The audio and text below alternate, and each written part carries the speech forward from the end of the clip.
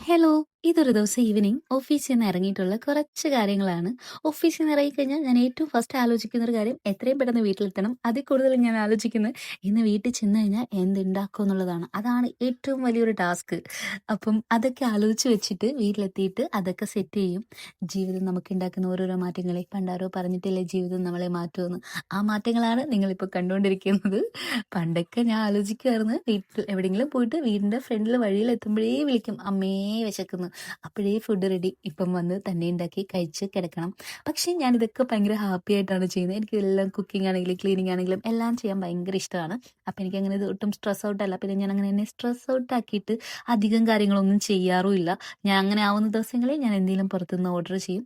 അപ്പോൾ ഞാൻ പെട്ടെന്ന് ഒരു മുട്ട ദോശയൊക്കെ തട്ടിക്കൂട്ടി ഒരു കാപ്പിയൊക്കെ കുടിച്ച് കുറച്ച് ഡ്രസ്സൊക്കെ മടക്കി വെക്കാനുണ്ടായിരുന്നു. അതൊക്കെ മടക്കി വെച്ച് ഞാൻ ഇന്നത്തെ എല്ലാ പരിപാടികളും അവസാനിപ്പിച്ച് കിടന്നു. അപ്പോൾ ഇതൊക്കെയായിരുന്നു എൻ്റെ ഒരു ദിവസത്തെ വിശേഷങ്ങൾ. അപ്പോൾ